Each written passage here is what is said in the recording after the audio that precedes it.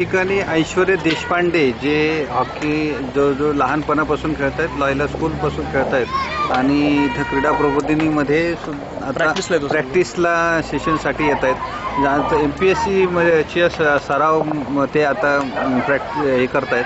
तर त्या अनुषंगाने ऐश्वर्य सर, काय सांगाल तुम्ही तुमच्या स्वतःच्या हॉकी करिअर संदर्भात? माझं हॉकी करिअर लॉयलामध्ये चालू झालं.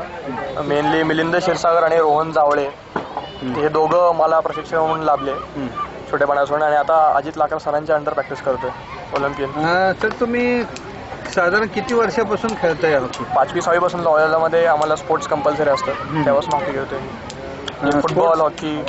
किती स्पोर्ट्स खेळायला लॉयलामध्ये? स्विमिंग आहे आम्हाला लॉयलामध्ये, हॉकी, फुटबॉल, बास्केटबॉल. म्हणजे आम्हाला कंपल्सरी ऑल स्पोर्ट असतात. इंटर स्कूल 1 किंवा 2 गेम खेळायचे असतात. तर तुम्हाला गेम मध्ये काय फायदा झाला?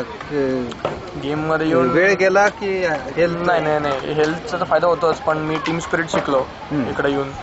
दुसऱ्यांसोबत कसं वागायचं बाहेर गेल्यावर. भरपूर काय स्पोर्ट्स शिकवलं मला. स्पोर्ट्सची डिसिप्लिन शिकवली. एक वेगळं टाइम टेबल तयार झालं माझं.